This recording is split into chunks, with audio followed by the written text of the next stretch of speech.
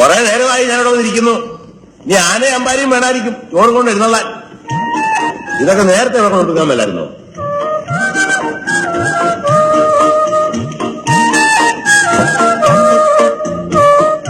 ഇതിന് ഭയങ്കര ഭാരമല്ലേ? അതുകൊണ്ടായിരിക്കും പ്ലേറ്റിലൂടെ കൊണ്ടുവരുന്നത്. എന്റെ വായനല്ലോ ഒഴുകട്ടെ.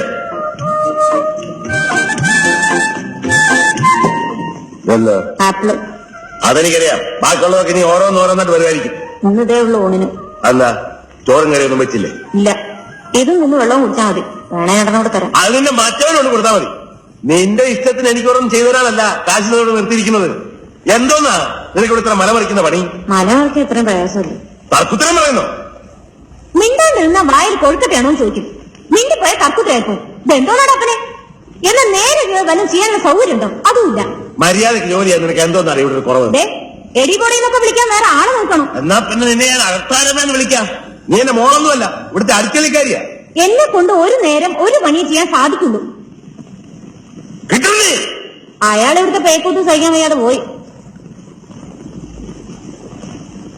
അവളെ എനിക്കിപ്പോ ആരാണ് ഊണെന്താ റെഡിയാത്തതെന്ന്?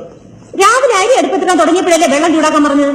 എനിക്ക് ചൂടാക്കിയില്ല, പച്ചവെള്ളത്തിനാണല്ലോ കുളിച്ചത്. വെള്ളം ചൂടാക്കാൻ തുടങ്ങിയപ്പോഴാണ് എണ്ണ കാച്ചാൻ പറഞ്ഞത്. അത് നടന്നോ? അപ്പോഴല്ലേ കടയിൽ പോയി സാധനങ്ങൾ വാങ്ങാൻ പറഞ്ഞേ? എന്നിട്ട് വാങ്ങിച്ചോ? ഇല്ല, ഇവിടെ മുഴുവൻ തുടച്ചിട്ട് പോയാൽ മതി എന്ന് പറഞ്ഞു. എന്നിട്ട് അത് ഇതുവരെ ചെയ്തില്ലല്ലോ. അത് ചെയ്തുകൊണ്ടിരുന്നപ്പോഴല്ലേ ചോറ് വിളമ്പാ പറഞ്ഞത്. കഴുകി വെച്ച് അരി ഇരിപ്പുണ്ട്, മതിയെങ്കിൽ അത് വിളമ്പാം. അത് നിന്റെ തന്തോട് എന്ന് പറഞ്ഞാൽ മതി. തന്തോട് തന്നെയാ പറയുന്നു.